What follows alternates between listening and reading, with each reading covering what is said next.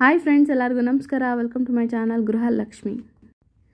ನನಗಂತೂ ಅತ್ಯಂತ ವಿಶೇಷವಾದ ಪೂಜೆಯ ದಿನ ಅಂತ ಹೇಳ್ಬೋದು, ಪ್ರದೋಷದ ದಿನ.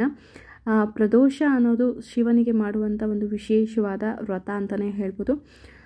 ಆದರೆ ನಾಳೆ ಅಂದರೆ ಶನಿವಾರ ಬಂದಿರುವಂಥ ಒಂದು ಪ್ರದೋಷವನ್ನು ಶನಿ ಪ್ರದೋಷ ಅಂತ ಹೇಳ್ತೀವಿ. ಶನಿ ಪ್ರದೋಷ ಅನ್ನೋದು ತುಂಬ ವಿಶೇಷವಾದ ಪ್ರದೋಷ. ಈ ಒಂದು ದಿನ ನಾವು ಶಿವನಿಗೆ ಪೂಜೆ ಮಾಡುವುದರ ಜೊತೆಗೆ ಶನಿ ಪರಮಾತ್ಮನಿಗೂ ಕೂಡ ಪೂಜೆಯನ್ನು ಸಲ್ಲಿಸೋದ್ರಿಂದ ಶನಿಗೆ ಸಂಬಂಧಿಸಿದಂಥ ಯಾವುದೇ ದೋಷಗಳಿದ್ರೂ ನಿವಾರಣೆ ಆಗುತ್ತೆ ಅಂತ ಹೇಳ್ತಾರೆ. ಅದರಲ್ಲೂ ನಾಳೆ ಶನಿವಾರ ಶನಿ ಪ್ರದೋಷ ಬಂದಿದೆ. ಹೆಚ್ಚಾಗಿ ಜನ ಶನಿ ಪರಮಾತ್ಮನ ದೇವಸ್ಥಾನಕ್ಕೆ ಹೋಗ್ತೀರಾ ಅಥವಾ ಆಂಜನೇಯನ ದೇವಸ್ಥಾನಕ್ಕೆ ಹೋಗ್ತೀರಾ, ಎಳ್ಳು ಬತ್ತಿನ ಹಚ್ತೀರಾ ಅಲ್ವಾ. ಇದು ಖಂಡಿತ 100% ಎಲ್ಲರೂ ಮಾಡ್ತಾರೆ. ಶನಿವಾರ ಅಂದರೆ ಯೂಶ್ವಲ್ ಎಳ್ಳು ಬತ್ತಿನ ಹಚ್ತಾರೆ. ಅದರಲ್ಲೂ ನಾಳೆ ಶನಿ ಪ್ರದೋಷ, ಶನಿ ದೇವಸ್ಥಾನಕ್ಕೆ ಹೋಗ್ಬಿಟ್ಟು ನೀವು ಎಳ್ಳು ಬತ್ತಿನ ಹಚ್ತೀರಾ. ಆದರೆ ಎಳ್ಳು ಬತ್ತಿಯನ್ನು ಕೂಡ ನಾವು ಸರಿಯಾದ ಕ್ರಮದಲ್ಲಿ ಹಚ್ಚಬೇಕು ಅಂತ ಹೇಳ್ತಾರೆ. ಹೋಗ್ತೀರಾ, ಏನೋ ಒಂದು ಎಳ್ಳು ಬತ್ತಿ ಹಚ್ಚಬೇಕು ಅಂತ ಹಚ್ಬಿಟ್ಟು ಬರ್ತೀರಾ, ಆದರೂ ನೀವೇ ಅನ್ಕೋತಾ ಇರ್ತೀರಿ, ಯಾಕೆ ನಾನು ಅಷ್ಟು ದಿನ ಹಚ್ತೀನಿ, ಇಷ್ಟು ದಿನ ಹಚ್ಚಿದ್ದೀನಿ, ಬಟ್ ಯಾಕೆ ನನಗೆ ಕಷ್ಟ ಕಡಿಮೆ ಆಗ್ತಿಲ್ಲ ಅಂತ ಅನ್ಕೋತಾ ಇರ್ತೀರಾ. ಯಾಕೆ ಅಂದರೆ ನಾವು ಮಾಡ್ತಾ ಇರುವಂಥ ಪೂಜೆನ ಸರಿಯಾಗಿ ಮಾಡ್ತಾ ಇಲ್ಲ ಅಂತಂದಮೇಲೆ ನಮಗೆ ಪ್ರತಿಫಲ ಸಿಗೋದಾದರೂ ಹೇಗೆ? ಅದಕ್ಕೋಸ್ಕರನೇ ನಾನು ಈ ಒಂದು ವಿಡಿಯೋನ ಮಾಡ್ತಾ ಇದ್ದೀನಿ. ಜೊತೆಗೆ ನಾಳೆ ಇರುವಂಥ ಪ್ರದೋಷದ ಸಮಯ ಯಾವಾಗಿದೆ, ಆ ಒಂದು ಪ್ರದೋಷದ ಟೈಮಿಂಗ್ಸ್ ಕೂಡ ನಿಮಗೆ ಈಗ ತಿಳಿಸ್ಕೊಡ್ತೀನಿ. ನಾಳೆ ಅಂದರೆ ವರ್ಷದ ಕೊನೆಯ ಶನಿ ಪ್ರದೋಷ ಅಥವಾ ಪ್ರದೋಷ ಅಂತಲೇ ಹೇಳ್ಬೋದು. ಈ ಒಂದು ಪ್ರದೋಷದ ಸಮಯ ತುಂಬ ಇಂಪಾರ್ಟೆಂಟ್ ಆಗುತ್ತೆ. ಸೊ ಹಾಗಾಗಿ ಈ ಒಂದು ಸಮಯವನ್ನು ನೋಟ್ ಮಾಡಿ ಇಟ್ಕೊಳ್ಳಿ. ಪ್ರದೋಷದ ಸಮಯ ಶುರುವಾಗುವುದು ಸಂಜೆ 6:03 8:34 ಈ ಪ್ರದೋಷದ ಸಮಯ ಇರುತ್ತೆ. ಈ ಒಂದು ಸಮಯದಲ್ಲಿ ನಾವು ಶಿವನ ಆರಾಧನೆಯನ್ನು ಮಾಡೋದ್ರಿಂದ, ಶಿವಲಿಂಗಕ್ಕೆ ಅಭಿಷೇಕವನ್ನು ಮಾಡೋದ್ರಿಂದ, ಜೊತೆಗೆ ಈ ಒಂದು ಸಮಯದಲ್ಲಿ ನಾವು ನಿರಾಹಾರವಾಗಿರಬೇಕು. ಅಂದರೆ ಯಾವುದೇ ರೀತಿಯಾದ ಆಹಾರ ಮತ್ತು ನೀರನ್ನು ಕೂಡ ಸೇವನೆ ಮಾಡದೆ ಶಿವನ ಒಂದು ಪೂಜೆಯನ್ನು ಮಾಡೋದ್ರಿಂದ ಶಿವನ ಅನುಗ್ರಹ ಕಂಪ್ಲೀಟಾಗಿ ನಮಗೆ ಸಿಗುತ್ತೆ. ಮನೆಯಲ್ಲಾದರೂ ಪರವಾಗಿಲ್ಲ, ದೇವಸ್ಥಾನದಾದರೂ ಪರವಾಗಿಲ್ಲ, ಈ ಒಂದು ಸಮಯದಲ್ಲಿ ನಾವು ಶಿವನ ಲಿಂಗಕ್ಕೆ ಅಭಿಷೇಕವನ್ನು ಮಾಡೋದು ಅಥವಾ ದೇವಸ್ಥಾನದಲ್ಲಿ ಮಾಡ್ತಾ ಇರುವಂಥ ಒಂದು ಶಿವಲಿಂಗದ ಅಭಿಷೇಕದಲ್ಲಿ ನಮ್ಮ ಒಂದು ಕೈಲಾದಷ್ಟು ಮಟ್ಟಿಗೆ ಸೇವೆಯನ್ನು ನಾವು ಮಾಡೋದ್ರಿಂದ ಖಂಡಿತ ನಿಮಗೆ ಎಂಥದೇ ಒಂದು ದೋಷಗಳಿಂದ ಇದ್ರೂ ಸರಿ ನಿಮಗೆ ಮುಕ್ತಿ ಅನ್ನೋದು ಸಿಗುತ್ತೆ. ಆದರೆ ನಾಳೆ ಶನಿವಾರ ಆಗಿರೋದ್ರಿಂದ, ಅದರಲ್ಲೂ ಶನಿ ಪ್ರದೋಷ ಆಗಿರೋದ್ರಿಂದ ತುಂಬ ಜನ ಹೋಗಿ ಒಂದು ದೇವಸ್ಥಾನದಲ್ಲಿ ಎಳ್ಳು ಬತ್ತಿನ ಹಚ್ತೀರಾ. ಆದರೆ ಆ ಎಳ್ಳು ಬತ್ತಿನ ಯಾವ ರೀತಿ ಹಚ್ಚಬೇಕು ಅನ್ನೋದಾದರೆ, ಮೊದಲಿಗೆ ನಾವು ಎಳ್ಳು ಬತ್ತಿನ ಹಚ್ಚಬೇಕು ಅಂದರೆ ನಮಗೆ ಮುಖ್ಯವಾಗಿ ಕಪ್ಪು ಎಳ್ಳು ಬೇಕಾಗುತ್ತೆ. ಯಾವುದೇ ಕಾರಣಕ್ಕೂ ಎಳ್ಳು ಬತ್ತಿಯನ್ನು ಬಿಳಿ ಎಳ್ಳಿಂದ ಹಚ್ಚಬಾರ್ದು. ಯಾಕಂದರೆ ಶನಿ ಪರಮಾತ್ಮನಿಗೆ ಅತ್ಯಂತ ಪ್ರಿಯವಾದದ್ದು ಕಪ್ಪು ಎಳ್ಳು. ಸೊ ಹಾಗಾಗಿ ಇದಕ್ಕೆ ಕಪ್ಪು ಎಳ್ಳನ್ನೇ ನೀವು ಬಳಸಬೇಕಾಗತ್ತೆ. ಜೊತೆಗೆ ಎಳ್ಳು ಬತ್ತಿಯನ್ನು ಮಾಡೋದಕ್ಕೆ ನಮಗೆ ಒಂದು ಕಪ್ಪು ವಸ್ತ್ರ ಬೇಕಾಗುತ್ತೆ.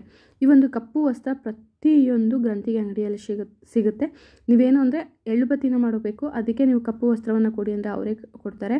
ಅದನ್ನು ನೀವೇನು ಮಾಡಬೇಕು, ತಂದು ಒಂದು ಚೌಕದಲ್ಲಿ ಅಂದರೆ ಒಂದು ಸ್ಪೂನಷ್ಟು, ಸಣ್ಣ ಸ್ಪೂನಷ್ಟು ಎಳ್ಳನ್ನು ಹಾಕುವಷ್ಟು ಗಂಟನ್ನ ಹಾಕುವಷ್ಟು ನೀವೇನು ಮಾಡಬೇಕು, ಆ ಒಂದು ಬಟ್ಟೆಯನ್ನು ನೀವು ಕಟ್ ಮಾಡಿ ಇಟ್ಕೊಳ್ಳಿ. ಒಂದು 9 ಅಥವಾ 12, 15, 5 ಈ ರೀತಿಯಾಗಿ ನೀವು ಬಟ್ಟೆಗಳನ್ನ ಕಟ್ ಮಾಡಿ ಇಟ್ಕೊಳ್ಳಿ. ತದನಂತರ ಏನು ಮಾಡಬೇಕು ಅಂತಂದರೆ, ಮನೆಯವರ ಎಲ್ಲರಿಗೂ ಈ ಒಂದು ಪೂಜೆ ಸಲ್ಲಬೇಕು ಅಂದರೆ ನೀವೇನು ಮಾಡಬೇಕು, ಆ ಒಂದು ಎಳ್ಳನ್ನು ಕೈಯಲ್ಲಿ ಇಡೀ ಮುಷ್ಟಿ ಇಟ್ಕೊಂಡು ನೀವೇನು ಮಾಡಬೇಕು, ಪ್ರತಿಯೊಬ್ಬರ ತಲೆಯ ಮೇಲೆ 3 ಸುತ್ತು ಬರಬೇಕಾಗ. ಎಷ್ಟು ಎಳ್ಳು ಬತ್ತಿನ ಮಾಡ್ತೀರಾ ಅಷ್ಟು ಎಳ್ಳು ಬತ್ತಿಗೆ ನಿಮಗೆ ಇಷ್ಟು ಎಳ್ಳು ಸಾಕು ಅನ್ನುವಷ್ಟು ಎಳ್ಳನ್ನು ತಗೊಂಡು ಅದನ್ನು ಮುಷ್ಟಿಯಲ್ಲಿ ಇಟ್ಕೊಂಡು ಪ್ರತಿಯೊಬ್ಬರ ತಲೆ ಮೇಲೂ 3 ಸುತ್ತನ್ನ ನೀವು ಸುತ್ತು ಮಾಡಿಕೊಂಡು ಆ ಎಳ್ಳನ್ನು ನಂತರ ಒಂದು ಬೌಲಲ್ಲಿ ಸಪ್ರೇಟಾಗಿ ತೆಗೆದಿಟ್ಕೊಂಡು, ನಂತರ ನೀವೇನು ಮಾಡಬೇಕು, ಆ ಬಟ್ಟೆಯನ್ನು ಕಟ್ ಮಾಡಿ ಇಟ್ಕೊಂಡು ಆ ಬಟ್ಟೆಯಲ್ಲಿ ನೀವೇನು ಮಾಡಬೇಕು, ಈ ಒಂದು ಎಳ್ಳನ್ನು ಹಾಕಿಬಿಟ್ಟು ಒಂದು ಕಪ್ಪು ದಾರದಿಂದ ಟೈ ಮಾಡಿ ಕಟ್ತಾ ಬನ್ನಿ. ಗಟ್ಟಿಯಾಗಿ ಅದನ್ನು ಕಟ್ಬಿಟ್ಟು ಒಂದು 9, 12, 15 ಈ ರೀತಿಯಾಗಿ ಎಳ್ಳು ಬತ್ತಿಗಳನ್ನ ನೀವು ರೆಡಿ ಮಾಡ್ಕೊಳ್ಳಿ. ಈ ರೀತಿಯಾಗಿ ಎಳ್ಳು ಬತ್ತಿಯನ್ನು ನೀವು ರೆಡಿ ಮಾಡಿ ಇಟ್ಕೊಂಡ್ಮೇಲೆ ನೀವೇನು ಮಾಡಬೇಕಾಗತ್ತೆ, ಒಂದು ಕಬ್ಬಿಣದ ಬಾಣಲಿ ಅಥವಾ ಸಣ್ಣದಾದ ಕಬ್ಬಿಣದ ಬೌಲ್ ಇದ್ದರೆ ಸಾಕು. ನೀವು ಅದರಲ್ಲಿ ಏನು ಮಾಡಿ, ಎಣ್ಣೆಯನ್ನು ಹಾಕಿಬಿಟ್ಟು ಅದಕ್ಕೆ ₹1 ಕಾಯಿನ ಆ ಒಂದು ಎಳ್ಳೆಣ್ಣೆ ಒಳಗಡೆ ಹಾಕಿಬಿಟ್ಟು ನೀವು ಮನೆಯಲ್ಲಿರೋರೆಲ್ಲ ಅದಕ್ಕೆ ಮುಖವನ್ನು ಆ ಒಂದು ಎಣ್ಣೆಯಲ್ಲಿ ನೀವು ನೋಡ್ಕೋಬೇಕಾಗತ್ತೆ. ಇದು ತುಂಬ ವಿಶೇಷವಾದದ್ದು. ಸೊ ಹಾಗಾಗಿ ದಯವಿಟ್ಟು ಯಾರೂ ಇದನ್ನು ಸ್ಕಿಪ್ ಮಾಡಬೇಡಿ. ಆ ಒಂದು ಎಣ್ಣೆಯಲ್ಲಿ ನೀವು ಪ್ರತಿಯೊಬ್ಬರು ಮುಖ ಕಾಣಿಸೋ ರೀತಿ ಆ ಮುಖವನ್ನು ನೋಡಿಬಿಟ್ಟು ನಂತರ ನೀವೇನು ಮಾಡಬೇಕು, ಆ ಎಳ್ಳೆನ ಒಂದು ಬಾಕ್ಸಲ್ಲಿ ಹಾಕಿಬಿಟ್ಟು ಅಂದರೆ ಒಂದು ಈ ಎಳ್ಳು ಬತ್ತಿನ ನೀವು ದೇವಸ್ಥಾನಕ್ಕೆ ತೊಗೊಂಡು ಹೋಗ್ಬೇಕಲ್ವ, ಯಾವ್ದಾದ್ರು ಒಂದು ಬಾಕ್ಸಲ್ಲಿ ಆ ಎಣ್ಣೆನ ಶಿಫ್ಟ್ ಮಾಡಿಬಿಟ್ಟು ಅದ್ರ ಜೊತೆ ಕಾಯಿನೂ ಹಾಕ್ಬಿಡಿ. ಮಿಕ್ಕಿರುವಂಥ ಎಷ್ಟು ಎಳ್ಳು ಬತ್ತಿನ ನೀವು ರೆಡಿ ಮಾಡ್ಕೊಂಡಿರ್ತೀರ ಅಷ್ಟು ಎಳ್ಳು ಬತ್ತಿನ ಆ ಎಣ್ಣೆ ಒಳಗಡೆ ಡಿಪ್ ಮಾಡೋ ರೀತಿ ಹಾಕ್ಬಿಟ್ಟು ನೀವು ರೆಡಿ ಮಾಡ್ಕೊಳ್ಳಿ. ಈ ರೀತಿಯಾಗಿ ನೀವು ಎಳ್ಳು ಬತ್ತಿನ ಫಸ್ಟು ರೆಡಿ ಮಾಡ್ಕೋಬೇಕಾಗತ್ತೆ. ನಂತರ ನೀವು ಅದರಲ್ಲೂ ನಾಳೆ ಈ ಒಂದು ಶನಿ ಪ್ರದೋಷ ಆಗಿರೋದ್ರಿಂದ ಸಂಜೆ 6:03 ಮೇಲೆ ಈ ಎಳ್ಳು ಬತ್ತಿಯನ್ನು ನೀವು ತೊಗೊಂಡೋಗಿ ಆಂಜನೇಯನ ದೇವಸ್ಥಾನ ಅಥವಾ ಶನಿ ಪರಮಾತ್ಮನ ದೇವಸ್ಥಾನವಿದ್ದರೆ ಅಲ್ಲಿ ನೀವು ಎಳ್ಳು ಬತ್ತಿಯನ್ನು ಹಚ್ಚಿ ಬರ್ಬೋದು. ಯಾವ ರೀತಿ ಹಚ್ಚಬೇಕು ಅನ್ನೋದಾದರೆ, ಒಂದು ಮಣ್ಣಿನ ದೀಪಗಳನ್ನ ತಗೊಂಡು, ಎಷ್ಟು ಎಳ್ಳು ಬತ್ತಿ ಇರುತ್ತೆ ಅಷ್ಟು ಮಣ್ಣಿನ ದೀಪಗಳನ್ನ ತಗೊಂಡು ಅದಕ್ಕೆ ನೀವು ಸ್ವಲ್ಪ ಎಣ್ಣೆ ಜಾಸ್ತಿ ಇರುತ್ತಲ್ವ, ಎಣ್ಣೆಗಳನ್ನ ಹಾಕಿ ಅದ್ರ ಒಳಗಡೆ ನೀವು ಎಳ್ಳು ಬತ್ತಿನ ಇಟ್ಟು ಈ ಒಂದು ಪಿಕ್ಚರಲ್ಲಿ ಯಾವ ರೀತಿ ತೋರಿಸಿದ್ರಲ್ಲ ಆ ರೀತಿಯ ಕೂಡ ನೀವು ಹಚ್ಬೋದು. ಪ್ರತಿಯೊಂದು ಎಳ್ಳು ಬತ್ತಿನ ಒಂದೊಂದು ದೀಪದಲ್ಲಿ ಹಚ್ಚಿ ಆ ಒಂದು ದೀಪವನ್ನು ಒಂದು ತಟ್ಟೆಯಲ್ಲಿ ಇಟ್ಟು ಅದರಲ್ಲೂ ಅಡಿಕೆ ಎಲೆನೇ ಯೂಸ್ ಮಾಡಿ ಅದರಲ್ಲಿ ಈ ಒಂದು ದೀಪಗಳನ್ನ ಜೋಡಿಸಿ ಇದರಿಂದ ನೀವು ಶನಿ ಪರಮಾತ್ಮನಿಗೆ ಒಂದು ಆರತಿನ ಮಾಡಿಬಿಟ್ಟು ನಂತರ ತೊಗೊಂಡೋಗಿ ದೇವಸ್ಥಾನದಿಂದ ಆಚೆ ಆ ಒಂದು ಎಳ್ಳು ಬತ್ತಿಗಳನ್ನ ಇಡೋ ಒಂದು ಜಾಗದಲ್ಲಿ ಇಟ್ಟು ಬರ್ಬೋದು. ಅಥವಾ ಒಂದು ದೀಪಗಳಿಲ್ಲ ಯಾವ ರೀತಿ ಅದೇ ಥರ ಹಚ್ಚೋದು ಅಂದರೆ, ಎನಿವೇ ದೇವಸ್ಥಾನದ ಮುಂದೆ ಎಳ್ಳು ದೀಪವನ್ನು ಹಚ್ಚೋದಕ್ಕೆ ಅಂತಲೇ, ಅಂದರೆ ಎಳ್ಳು ಬತ್ತಿಯನ್ನು ಹಚ್ಚೋದಕ್ಕೆ ಅಂತಲೇ ಒಂದು ರೀತಿಯಾದ ಗೋಪುರ ಕಟ್ಟೆ ಥರ ಮಾಡಿರ್ತಾರಲ್ಲ, ಅಲ್ಲಿ ನೀವೇನು ಮಾಡಬೇಕು, ಹೋಗಿಬಿಟ್ಟು ಪೂರ್ವಾಭಿಮುಖವಾಗಿ ನಿಲ್ಲಬೇಕು. ಎಷ್ಟೋ ಜನ ತಪ್ಪು ಮಾಡ್ತಾರೆ, ದೇವಸ್ಥಾನಕ್ಕೆ ಹೋಗ್ತಾರೆ, ಯಾವುದೋ ದಿಕ್ಕಲ್ಲಿ ನೋಡ್ತಾ ಇರ್ತಾರೆ, ಯಾವುದೋ ದಿಕ್ಕಿಗೆ ನಿಂತ್ಕೊಂಡಿರ್ತಾರೆ, ಎಳ್ಳು ಬತ್ತಿನ ಹಚ್ತಾ ಇರ್ತಾರೆ. ದಯವಿಟ್ಟು ಈ ಥರ ಮಾಡಬೇಡಿ. ಎಳ್ಳು ಬತ್ತಿನ ಹಚ್ಚಬೇಕು. ಅಥವಾ ನಮಗೆ ಅದರಿಂದ ಒಂದು ದೋಷಗಳ ವಿಮುಕ್ತಿ ಆಗಬೇಕು, ನಮಗೆ ಅದರಿಂದ ಒಳ್ಳೆಯದಾಗಬೇಕು ಅಂದರೆ ಎಳ್ಳು ಬತ್ತಿಯನ್ನು ಯಾವಾಗಲೂ ಅಷ್ಟೇ ಪೂರ್ವಾಭಿಮುಖವಾಗಿ ನಿಂತು, ಅಂದರೆ ಸೂರ್ಯ ಉದಯವಾಗುವ ದಿಕ್ಕಿಗೆ ನಿಂತು ನೀವು ಎಳ್ಳು ಬತ್ತಿಯನ್ನು ದೇವಸ್ಥಾನದಲ್ಲಿ ಇಟ್ಟಿರುವಂಥ ಒಂದು ಕುಂಡದಲ್ಲಿ ನೀವು ಹಾಕಬೇಕಾಗತ್ತೆ. ಪ್ರತಿಯೊಂದು ಎಳ್ಳು ಬತ್ತಿನ ಇಟ್ಕೊಂಡು ಕೈಯಲ್ಲಿ ನಿಮಗೆ ಏನು ಕೋರಿಕೆ ಇದೆ, ನಿಮ್ಮ ಒಂದು ಪ್ರಾರ್ಥನೆಯನ್ನು ಹೇಳಿಕೊಂಡು ಆ ಒಂದು ಎಳ್ಳು ಬತ್ತಿಯನ್ನು ನೀವು ಆ ಒಂದು ಕುಂಡದಲ್ಲಿ ಹಾಕಬೇಕಾಗತ್ತೆ. ಜೊತೆಗೆ ಎಳ್ಳು ಬತ್ತಿಯನ್ನು ಹಚ್ಚೋವಾಗ ಅಂದರೆ ಕುಂಡದಲ್ಲಿ ಹಾಕಬೇಕಾದ್ರೆ ದಯವಿಟ್ಟು ಆ ಒಂದು ಕುಂಡವನ್ನು ಸುತ್ತು ಮಾಡಬಾರ್ದು. ಎಷ್ಟೋ ಜನ ಏನು ಮಾಡ್ತಾರೆ, ಎಳ್ಳು ಬತ್ತಿಯನ್ನು ಆ ಕುಂಡದಲ್ಲಿ ಹಾಕಬೇಕಾದ್ರೆ ಸುತ್ತುತ್ತಾ ಇರ್ತಾರೆ. ಅಂದರೆ ಹಾಕ್ಕೊಂಡು ಆ ಒಂದು ಕುಂಡವನ್ನು ಒಂದು 3 ಸುತ್ತು ಸುತ್ತೋದು, ಒಂದು 5 ಸುತ್ತು ಸುತ್ತೋದು ಮಾಡ್ತಾರೆ. ದಯವಿಟ್ಟು ಹಿಂಗೆ ಮಾಡಬೇಡಿ. ಹಿಂಗೆ ಮಾಡೋದ್ರಿಂದ ಬೇರೆ ಯಾರದೇ ಕರ್ಮಗಳಿದ್ರು ಅದೆಲ್ಲ ನಿಮಗೆ ಸುತ್ತಕೊಳ್ಳುತ್ತೆ. ಎಷ್ಟೋ ಜನ ನೀವು ನೋಡಿರ್ಬೋದು, ನಾನು ಎಳ್ಳು ಬತ್ತಿನ ಹೋಗಿ ಹಚ್ತಾ ಇರ್ತೀನಿ, ಬಟ್ ಆದರೂ ನನಗೆ ಕಷ್ಟ ತಪ್ಪಿದ್ದಲ್ಲ ಅಂತ ಅನ್ಕೋತಾ ಇರ್ತೀರ. ಆದರೆ ನೀವು ಎಲ್ಲಿ ತಪ್ಪು ಮಾಡ್ತಿದ್ದೀರಾ ಅಂತ ನಿಮಗೆ ಅರಿವಿರೋದಿಲ್ಲ. ಯಾವುದೇ ಕಾರಣಕ್ಕೂ ಅದಕ್ಕೆ ಹೇಳೋದು, ಎಳ್ಳು ಬತ್ತಿಯನ್ನು ಕುಂಡದಲ್ಲಿ ಹಾಕಬೇಕಾದ್ರೆ ಆ ಒಂದು ಕುಂಡವನ್ನು ನೀವು ಸುತ್ತಬಾರ್ದು. ಒಂದೇ ಕಡೆ ನಿಂತ್ಕೊಂಡು ಅದರಲ್ಲೂ ಪೂರ್ವಾಭಿಮುಖವಾಗಿ ನಿಂತ್ಕೊಂಡು ಆ ಎಲ್ಲ ಎಳ್ಳು ಬತ್ತಿಯನ್ನು ಆ ಕುಂಡದಲ್ಲಿ ನೀವು ಪ್ರಾರ್ಥನೆಯನ್ನು ಮಾಡಿಕೊಂಡು ಪ್ರತಿಯೊಂದು ಎಳ್ಳು ಬತ್ತಿಯನ್ನು ಅದರಲ್ಲಿ ಹಾಕಿ, ತದನಂತರ ಆ ಒಂದು ನಾಣ್ಯ ಸಮೇತ ಇರುವಂಥ ಎಳ್ಳು ಎಣ್ಣೆಯನ್ನು ಆ ಕುಂಡದಲ್ಲೇ ನೀವು ಹಾಕ್ಬಿಡ್ಬೋದು. ಅಥವಾ ಪಕ್ಕದಲ್ಲಿ ಒಂದು ದೀಪವನ್ನು ಇಟ್ಟಿರ್ತಾರೆ. ಕೆಲವೊಂದು ದೇವಸ್ಥಾನಗಳಲ್ಲಿ ದೇವ್ರ ದೀಪ ಅಂತಲೇ ಒಂದು ದೊಡ್ಡದಾದ ದೀಪವನ್ನು ಬತ್ತಿ ಹಾಕಿ ಹಚ್ಚಿಟ್ಟಿರ್ತಾರೆ. ಅದ್ರ ಒಳಗಡೆ ನೀವು ತಂದಿರುವಂಥ ಎಳ್ಳೆಣ್ಣೆಯನ್ನು ಅದಕ್ಕೆ ಸುರಿದು ಬಿಡ್ಬೋದು. ಈ ರೀತಿಯಾಗಿ ಮಾಡಿ ತದನಂತರ ಆ ಒಂದು ಎಳ್ಳು ಬತ್ತಿ ಮುಟ್ಟಿರುವಂಥ ಕೈಗೆ ಎಣ್ಣೆ ಹಚ್ಚಿರುತ್ತಲ್ಲ ಅದನ್ನು ಯಾವುದೇ ಕಾರಣಕ್ಕೂ ನೀವು ಧರಿಸಿರುವಂಥ ಬಟ್ಟೆಗೆ ಒರೆಸ್ಕೋಬಾರ್ದು. ಇದೆಷ್ಟೋ ಜನ ತಪ್ಪು ಮಾಡ್ತೀರಾ, ಸ್ವಲ್ಪ ಇದೆ ಅಂದ್ಬಿಟ್ಟು ಮೈಗೆ ಎಣ್ಣೆನ ಒರೆಸ್ಕೋತೀರಾ.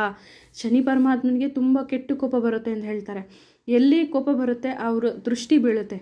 ಸೊ ದಯವಿಟ್ಟು ಎಳ್ಳು ಬತ್ತಿನ ಹಚ್ಚಿದ ಮೇಲೆ ಯಾವುದೇ ಕಾರಣಕ್ಕೂ ದಯವಿಟ್ಟು ಆ ಎಳ್ಳು ಎಣ್ಣೆ ಮೈಗೆ ತಾಗೋ ರೀತಿ ಬಟ್ಟೆಗೆ ಒರೆಸ್ಕೊಳ್ಳೋದಕ್ಕೆ ಹೋಗಬೇಡಿ.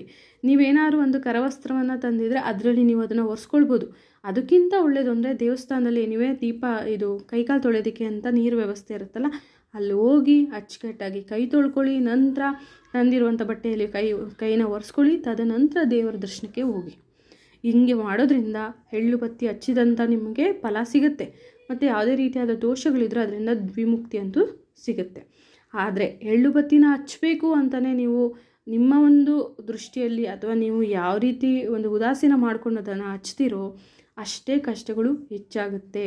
ದಯವಿಟ್ಟು ಎಳ್ಳು ಬತ್ತಿಯನ್ನು ಸರಿಯಾದ ಕ್ರಮದಲ್ಲಿ ಹಚ್ಚಿ ಆ ಸ್ವಾಮಿಯ ಕೆಟ್ಟ ದೃಷ್ಟಿಯಿಂದ ದೂರ ಇರಿ ಅಂತ ಹೇಳ್ತೀನಿ. ಯಾಕಂದರೆ ಶನಿ ಪರಮಾತ್ಮ ಖಂಡಿತ ಕೆಟ್ಟವರಲ್ಲ. ಅವರು ಒಂದು ರೀತಿ ಧರ್ಮದ ದಾರಿಯಲ್ಲಿ ನಡೆಯೋರು. ಅವರು ಎಲ್ಲಿ ನ್ಯಾಯ ನೀತಿ ಧರ್ಮ ಇರುತ್ತೆ ಅಲ್ಲಿ ಖಂಡಿತ ಅವರ ಒಂದು ಒಳ್ಳೆ ದೃಷ್ಟಿ ಇರುತ್ತೆ.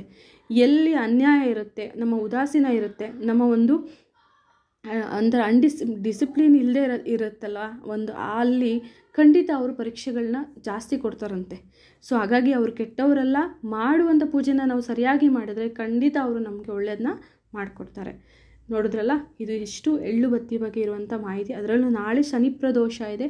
ಪ್ರತಿಯೊಬ್ಬರೂ ನಿಮ್ಮ ಮನೆಯಲ್ಲೇ ನಿಮ್ಮ ಕೈಯಾರ ಸ್ವತಃ ಎಳ್ಳು ಬತ್ತಿಯನ್ನು ತಯಾರು ಮಾಡ್ಕೊಂಡು ಹೋಗಿ ಒಂದು ಶನಿದೇವ್ರ ದೇವಸ್ಥಾನದಲ್ಲಿ ಹಚ್ಚಿ ಅಥವಾ ಆಂಜನೇಯನ ದೇವಸ್ಥಾನದಲ್ಲಿ ಹಚ್ಚಿ, ಖಂಡಿತ ಆ ಶನಿ ಪರಮಾತ್ಮ ನಿಮಗೆ ಒಳ್ಳೆಯದನ್ನ ಮಾಡಿಕೊಡ್ತಾರೆ. ಇವತ್ತು ನಾನು 2 ವೀಡಿಯೋಗಳನ್ನ ಹಾಕ್ತಾಯಿದ್ದೀನಿ, ಯಾಕಂದರೆ ನನಗೆ ನಿನ್ನೆ ಟೈಮ್ ಇರಲಿಲ್ಲ. ಸೊ ಹಾಗಾಗಿ ಇವತ್ತು 2 ವೀಡಿಯೋಗಳನ್ನ ಹಾಕ್ತಾಯಿದ್ದೀನಿ. ಒಂದು ಇದು ಮತ್ತು ಸೋಮವಾರ ಬಂದಿರುವಂಥ ಅಮಾವಾಸ್ಯೆ ಬಗ್ಗೆ ಕೆಲವೊಂದು ವಿಶೇಷವಾದ ಮಾಹಿತಿ ನಾನು 2 ವೀಡಿಯೋ ಮಾಡಿ ಹಾಕ್ತಾಯಿದ್ದೀನಿ. ದಯವಿಟ್ಟು 2 ವೀಡಿಯೋನ ನೋಡಿ, ಸಾಧ್ಯ ಆದಷ್ಟು 2 ವೀಡಿಯೋದಲ್ಲಿ ನಾನು ತಿಳಿಸ್ಕೊಟ್ಟಿರುವಂಥ ಇನ್ಫಾರ್ಮೇಷನ್ ಪ್ರಕಾರ ಪೂಜೆನ ಮಾಡಿ ಆ ದೇವರುಗಳ ಅನುಗ್ರಹಕ್ಕೆ ಪಾತ್ರರಾಗಿ ಅಂತ ಹೇಳ್ತಾ, ಈ ಒಂದು ಇನ್ಫಾರ್ಮೇಷನ್ ಇಷ್ಟ ಆಗಿದೆ ದಯವಿಟ್ಟು ವಿಡಿಯೋನ ಲೈಕ್ ಮಾಡಿ, ಚಾನಲ್ನ ಸಬ್ಸ್ಕ್ರೈಬ್ ಮಾಡಿ. ನಾನು ನೆಕ್ಸ್ಟ್ ಮಾಡುವಂಥ ಒಂದು ವಿಡಿಯೋ ನಿಮಗೆ ಸಿಗಬೇಕು ಅಂದರೆ ಬೆಲ್ ಐಕನ್ನ ಕ್ಲಿಕ್ ಮಾಡಿ. ವಿಡಿಯೋ ನೋಡಿದ್ದಕ್ಕೆ ಧನ್ಯವಾದಗಳು. Thank you.